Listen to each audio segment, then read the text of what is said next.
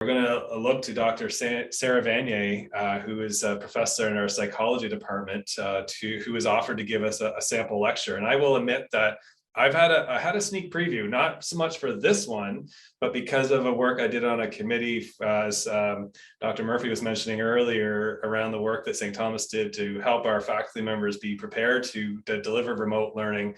I got to sit in on a sample class that Dr. Vannier had prepared for our committee. And so I know we're in for a good example of what a STU experience will be for our prospective students. So Dr. Vannier, I'll ask that maybe you could introduce yourself, a little bit about your academic background, and I'll turn it over to you. Sure. Hi. I'm just making sure I can share my slides without sharing my whole screen, and it doesn't seem to be popping up in the same way it was before. So this is the true university classroom experience right here, right? Like this Yes, is exactly. I've mastered Teams over the last year, but I'm a little out of practice with Zoom. all good. Maybe Mike or Celeste might be able to. There we go. I got it. I figured out. All right, excellent. Okay. So first, hello. My name is Dr. Sarah Vannier. So I teach in the psychology department. My research background is sort of a bit of a developmental psychologist. So that means that I study people at different points in their life. I've done a bunch of work looking at sexual and relationship well-being. The thing that originally drew me to psychology is I was really interested in sexual health education in high school among, in teenagers and how teenagers have those conversations with their parents. But most recently, I've been doing work in the transition to parenthood, so how couples navigate that switch. So what I'm going to be doing today is doing a little snapshot of a lecture that I usually give in my third year adolescent development course. I've sort of condensed it a little bit for the time that we have. If we were in person, we'd get to dig a little bit deeper and have a little bit more discussion. I've tried to tie that in a little bit today so we can get like a feeling of it. But this would be something that you'd see in a third year course where we'd be talking about adolescent development and ending with something that we call emerging adulthood.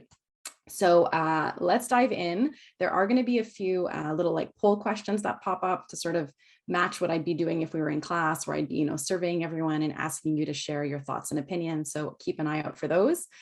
If you are joining both as a prospective student, but you've got a parent or caregiver, I'm going to ask the prospective student to be the one to fill out the poll. But if you're there as a parent or caregiver, or some sort of other family member you're joining us, feel free to share your answers to the questions as well with the person you're watching with. Okay, so let's start off a little bit about what is developmental psychology in general.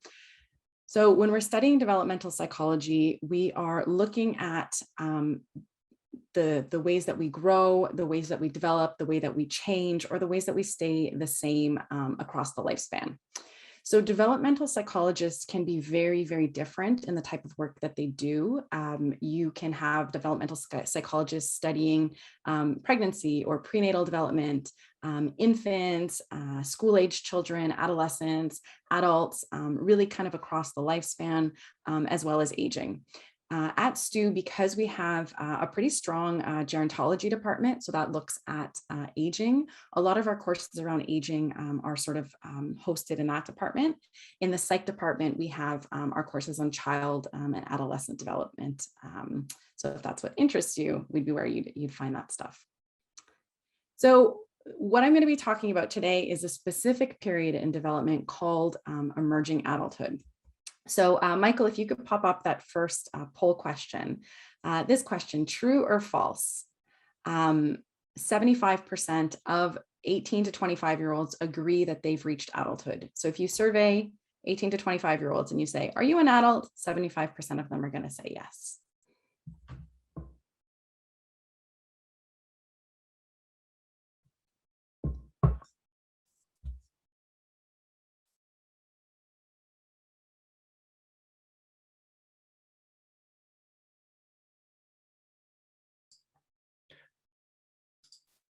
Just while you're waiting for that poll result to come in, I will confess to be over 40, and I still don't feel like I've reached adulthood. So see if I'm in the majority or the minority. Same. Don't worry, Ryan. You're not alone. I have some data to show you in a second. Yeah.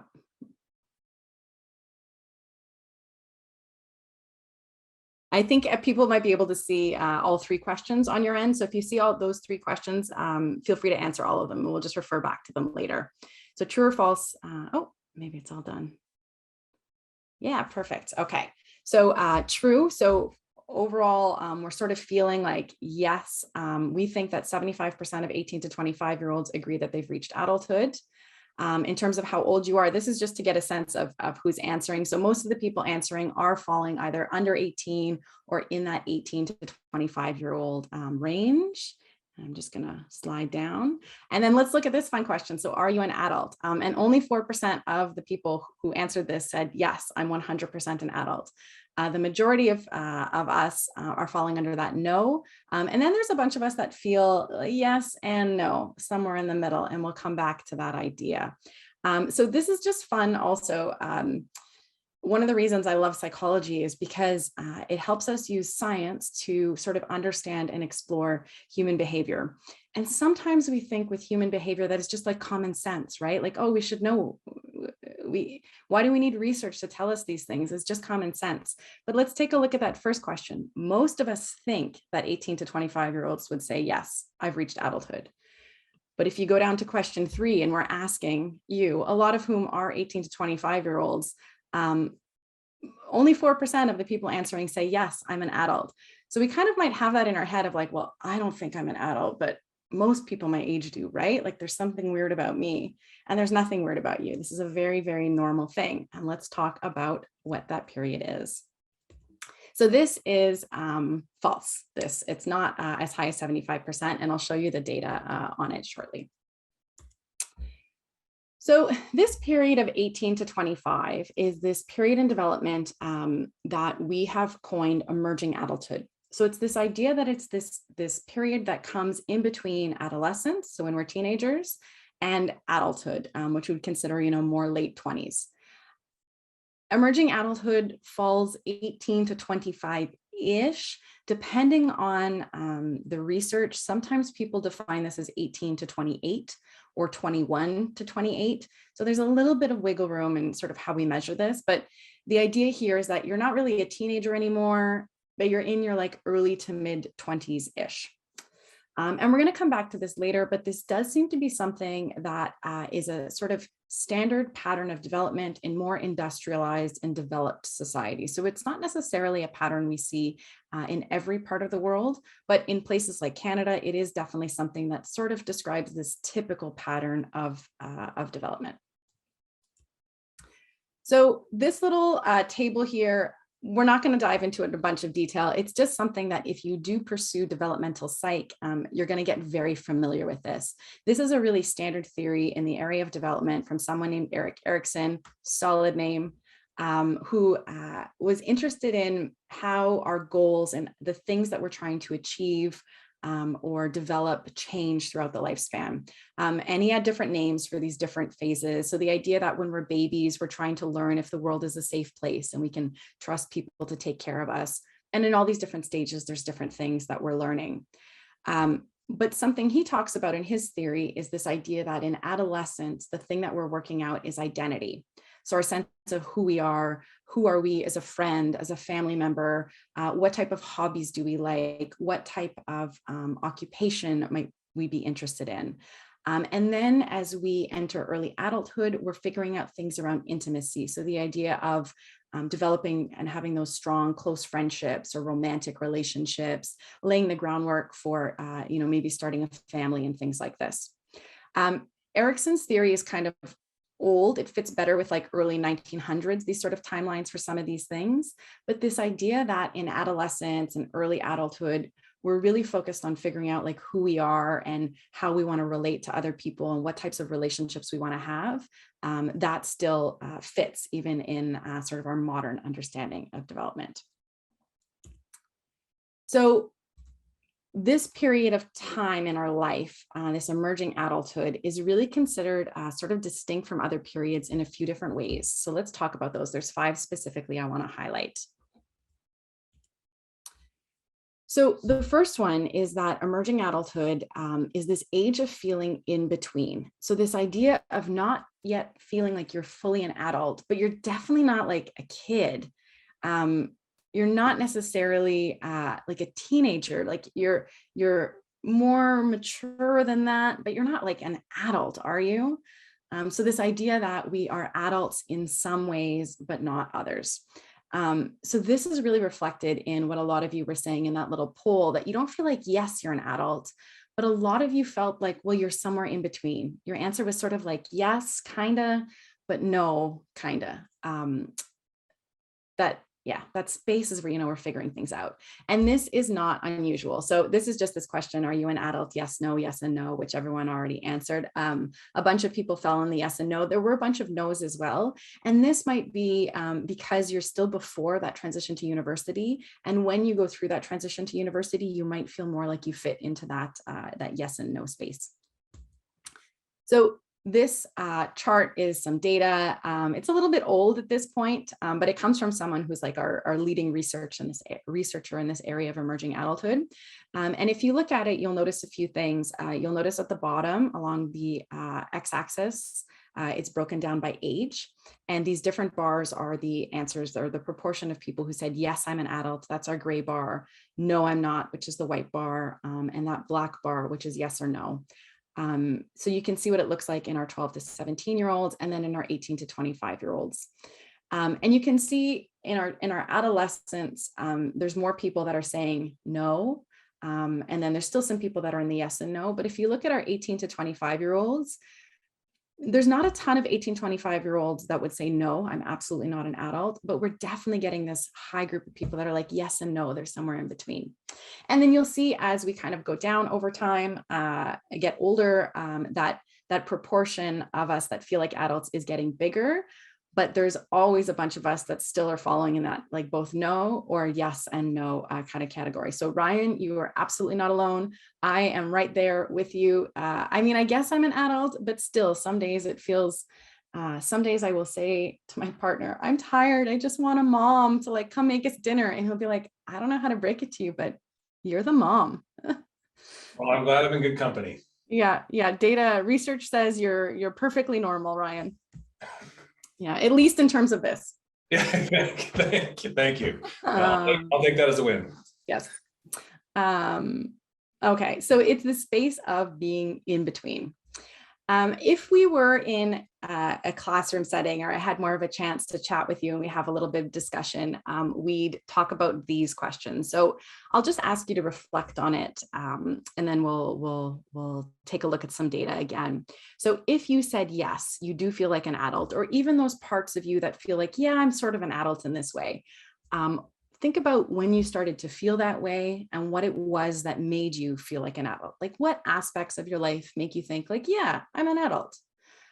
If you said no, or you said yes and no, those no parts, think about why you don't feel like an adult yet, or maybe what needs to happen before you will feel like an adult.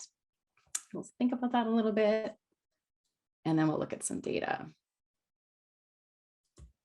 Okay. So this is a chart looking at different criteria. Oops, sorry about my computer. Different criteria for being an adult and some of the things that people say. So you'll see right at the top, the first criteria is this sense of responsibility. And you'll see a lot of them right at the top are around things of independence and self-sufficiency. So financial dependence, independent decision-making, independent households. So like living on your own, or at least living outside of a house from like your parents or caregivers. Becoming a parent is relatively high on the list, but this is not usually something that people say is necessary. I don't feel like an adult yet because I'm not a parent, but often when people become parents, they feel that that's the thing that kind of pushes them over the edge, because all of a sudden they have to do all these other kind of independent things. You'll notice down towards the bottom of the list that things like legal age or physical biological changes, being in a serious relationship, buying a house, finishing school, marriage, a lot of these sort of what we'd consider milestones are not sufficient. They're not enough to make us feel like an adult. We tend to think of really this like independence and the self-sufficiency as being that bar that we need to meet. So if you felt in between, it's possible that you're feeling some things like, well, I'm making decisions about where I'm going to university, and I'm working, and I do all my schoolwork independently, and I'm involved in all these kind of hobbies, and I'm responsible in a whole bunch of areas of my life. But I still live at home, and my parents are helping me pay for some stuff. And, I still really, really count on, support from my parents or caregivers. So that might be why you feel in between. And as you get more and more independent, you'll feel more like, yes, I'm an adult. So something interesting that has happened is that over time, some of these things that make us feel more adult-like are happening at later ages. So this is some data, Canadian data. And if you look at the different lines, if you look at that dotted dark green line, that's from the 70s, the solid dark green line, that's from the 80s, the dotted light green line from the 90s, and the solid light green line that's from 2001. And this is when people had sort of gone through some of these big transitions. So graduating, moving out of parents' home, working full time, ever in a relationship where they live with someone, or having children. And what you can see from these sort of patterns of these curves is that this is happening at a later and later age. So chances are the age at which you're going to do this stuff is going to be a little bit older than the average age when your parents or caregivers will have gone through these transitions. So it's creating this period of emerging adulthood, this period where we feel like, yes, I'm an adult in some ways, but I'm not fully an adult in others. Okay, so that's our first way that emerging adulthood is sort of unique. The next one is that it's really this age of identity, this space where we're trying to figure out, who am I? We're exploring different options in our life, thinking about how we want things to be. So we see this in terms of different areas of life. I'm just going to give a few examples, but one of them is love. So this idea that people want to spend time looking for the right partner and finding someone that feels like they're going to be, a really, really good fit, figuring out who you are in a relationship and what type of person that you want to be with. We also see this in terms of identity, in terms of work. And this is probably something that a lot of you are exploring right now, is you're figuring out, your different options for university and what you want to study and what you might want to major in. And then when you show up in university, you're going to take a whole bunch of courses to try and figure out what's a good fit. You're trying to figure out what that sense of your identity is like, what do I want to do? What do I want to explore for the rest of my life? So trying on those different roles. A shift that we've sort of seen along with this sort of emergence of this period of emerging adulthood is a little bit more focus on our identity around work in terms of sort of self-fulfillment versus just something for money. So finding something that we enjoy and that gives us sort of meaning and we feel like we can grow in versus something that just gives us a paycheck. All right, our third distinct aspect of emerging adulthood is that emerging adulthood is characterized by instability. It is the period of life where we will go through the most changes in terms of where we live, in terms of our career goals, in terms of employment, in terms of romantic partners, friend groups, all sorts of things. So Ryan had mentioned earlier the idea of changing majors every time, you take an interesting class with someone. And that's really typical of this period of time. We move a lot, we change jobs a lot. So this average number of job changes between the ages of 20 and 29 is around 7. This is rates of moving by age. So how many times, or the percent of people who've moved in the past year. And you see that kind of peaks in our early 20s. If you are just entering, you're going to be entering university, maybe moving into res, moving out of, your parents' or caregiver's house for the first time, you are about to enter the decade of your life where many, many times a year, you're going to have to help your friends lug all of their stuff in boxes upstairs and downstairs in different apartments. And they're going to, buy you pizza to say thank you. And you're going to do this over and over and over. And this is just going to be a characteristic of your 20s. One of my favorite things about being an adult is that I don't have to move my friends anymore because we stop we stop having as much change. Emerging adulthood is also this age of self-focus. So it's this really kind of unique period where we start to have independence from parents, but we're not necessarily tied down to others in this long-term commitment kind of way. So like a romantic partner or children. So I love this quote. I think it's so characteristic of this period of life. So I think I want to get more in touch with myself. I want to be a little selfish for a while, and selfishness and marriage doesn't seem to go hand in hand. I'd like to be able to experience as much as I can before I get married, just so I can be well-rounded. So Rosa here is 24. She's really reflecting this idea of like, this is a unique period in life where I can just focus on me. And it's not necessarily selfish. She's describing it as wanting to focus on her so that on the other side of this period, she can come out of it being the best, most well-rounded person she possibly can. So it's, again, a really unique characteristic of this period of life. And then finally, this period of life is really this, in some ways, kind of magical age of possibilities. This is US data, but I'm sure we'd say the same thing if we looked in Canada. The vast majority of young adults say they agree with the statement, I'm very sure that someday I will get to be where I want in life. Some other data asking about like hopes for the future. So people agreeing with, I believe overall my life will be better than my parents' lives have been. I'm confident that eventually I will get what I want out of life. And at this time in my life, it still seems like anything's possible. So it's this very optimistic age. And there's just this lack of commitments in terms of we're often still exploring. We haven't necessarily committed to a career path, to a partner, like a long-term relationship, to having children. Like in a lot of ways, every opportunity is still available to us. And it's a very unique period in that way. As you make different decisions, as you decide a major, as you get a job, as you maybe meet someone and decide to move in together, buy a house, have kids, do those types of things, those transitions can bring lots and lots of joy. But every time you do one of those, some doors close, different pathways no longer become an option. And there's a trade-off there. So there is something nice about that phase that many of you are probably in right now, where just the whole world, everything is kind of possible because you haven't sort of committed to any of those paths. So just to talk a little bit about why we see this period of emerging adulthood, this is something relatively new that's only shown up in about the last, it's definitely in the last 100 years, it's become more common. And even then the last like 60 or 70 years. So some things that are driving this is that people are getting married and having kids a little bit later.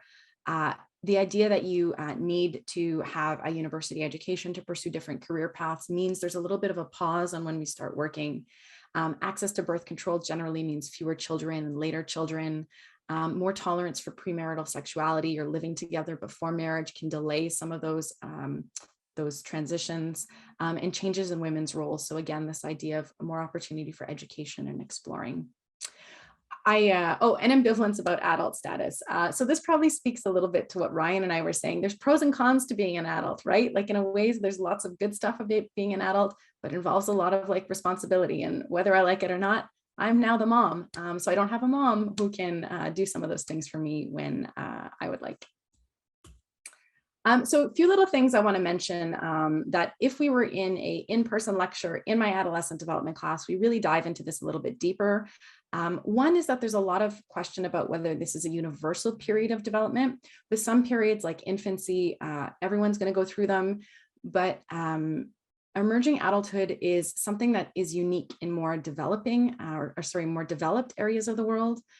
In more developing regions, people are much less likely to pursue higher education and to have this period of exploration.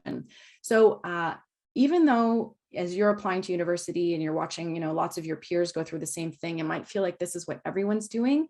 Worldwide, this is really only something that's experienced by about 80% of adolescents in this kind of way.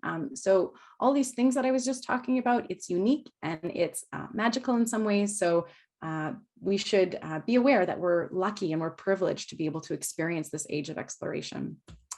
And the last thing, again, we dive deeper if we were in person, is that there are some cultural variations. So in different cultural contexts, there's less emphasis on things like independence and self-sufficiency, and more emphasis on connection and caring for family members. And that's seen as characteristic of being an adult.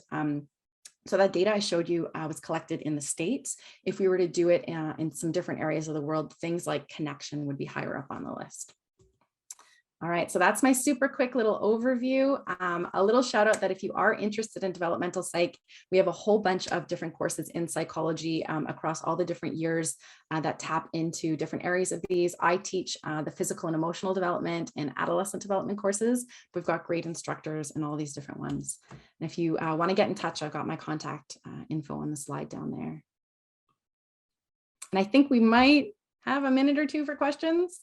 We do have a few minutes for questions. That was wonderful. And I was thinking during your presentation that I had referenced earlier about, I'd actually picked up on it, is taking an interesting class from a professor and then maybe questioning your major, your honors. But for the number of parents I know who are watching, I'll remind them that it is not also uncommon for a parent to decide to apply to take a course or two, because I know I, for one, would be interested in pursuing a little bit more of this in depth with you.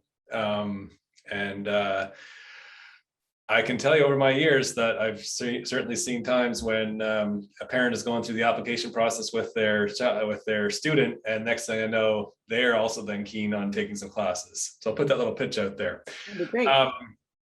Sorry. Yeah. We do have a question. I'm going to try to, I guess, paraphrase this. Is that your sample class kind of spoke about how people interpret themselves. And the question, I think, comes back to the idea of how external influences, or how the reality around a person might influence their internal beliefs of themselves. I hope I'm kind of paraphrasing this correctly, and just how psychology might, how psychological theory might include those external influences in your research and in your studies. Yeah, so absolutely, right? The way we experience the world can shape how we think about ourselves. So a lot of those questions are housed within the area of social psychology.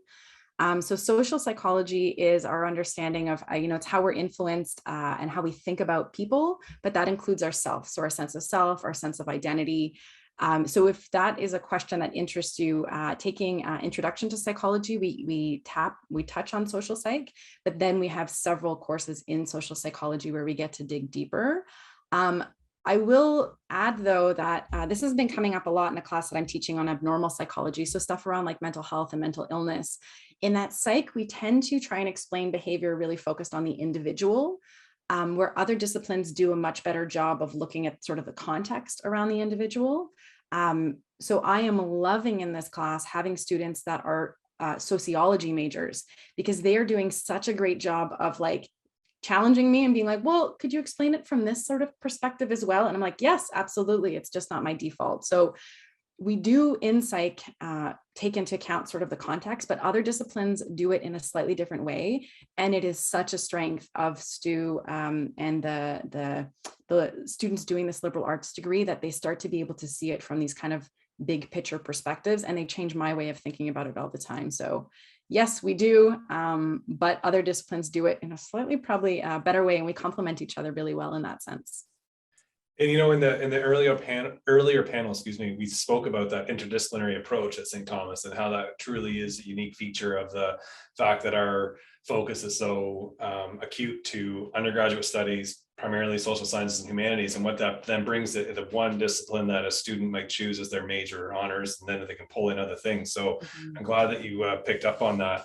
I think we have one more minute left here. I'm just going to put you on the spot a little bit. And I know you have not only studied elsewhere, but had an opportunity to teach elsewhere, especially during your studies. And maybe you could just comment about your experience coming to Stu as a professor, and something that you learned about St. Thomas, or the experience here that you may not have been aware of before you arrived.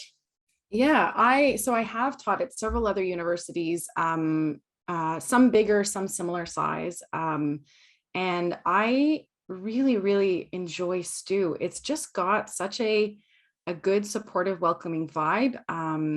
It's really, I have lovely students. I don't know what it is about the students that are coming into Stu, but they're just great. And maybe it's because I have more chance here to really get to know people on an individual level. I have many fewer students here than I did at any other universities. The last place I was teaching an online course.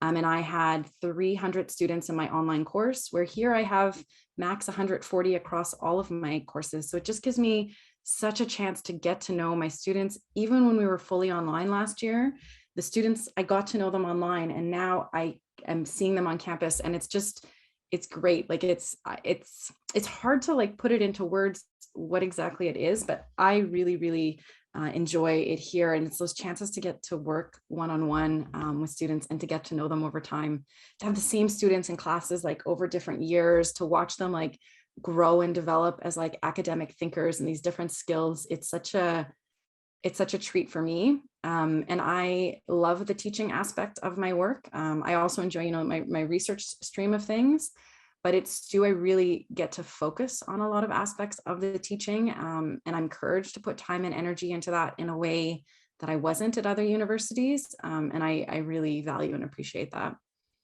If I can keep you for one more question, going a little over time on your section, but I know personally, because I worked with you on the committee, but I know you put a lot of time and energy and effort in preparing to teach online, teach remotely. And for a lot of the students who might be, and parents even for that matter, who are signing in today, their experience with online or remote learning may be very different than what they would experience here. I think your lecture or your sample class today was a really good example of that. But just even from your experience now, having done it 100% online, to now seeing on campus a blend of online and in-person options for students, any just kind of comments, and I guess it prompts you on two pieces, is that experience for students, and then even from through your students' lens or their view on how they're taking advantage of that mix.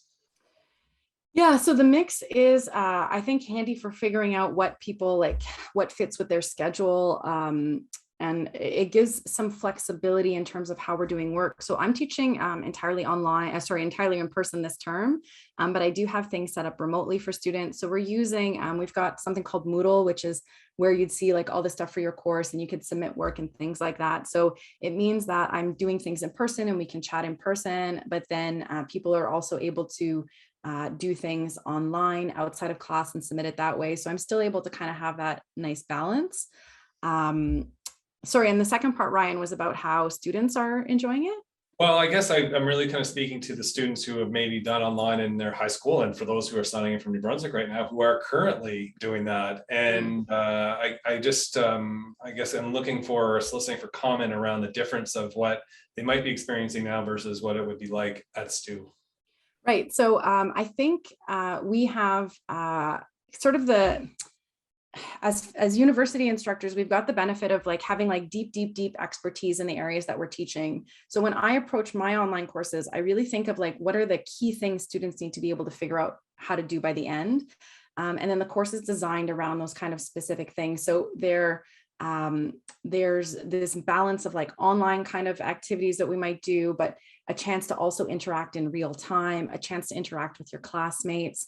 So I'm not quite sure what things are looking like in terms of online learning on the high school side of things, but I know in my online classes, like I really had a chance to work closely with students and get to know them, and, you know, to give sort of work and then they go off and kind of, you know, work on things and then come back. It really felt collaborative and like we were able to be engaged with each other. So it has been, I think, a pretty positive experience. I'm going to be teaching in the winter. I'm teaching 2 sections of intro psych, and one's going to run fully online and one's going to run in person. So students have the chance to pick what fits their needs.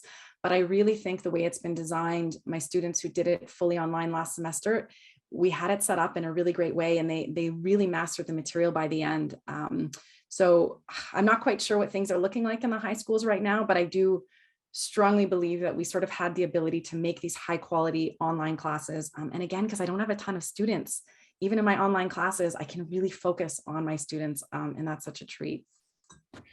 Well, that was certainly a treat to be able to watch your class again. And I know that one of the things that I really love about working on a university campus is getting exposed to lectures and classes like this. And I have found myself sitting in on a class or two over the years, and I suspect now, Dr. Vannier, I'll be giving you a shout to see about when I might be able to take advantage of one or two of your classes as well. Thank you very much for spending time with us this morning. I know you have a busy household there, so I'll leave you to your weekend.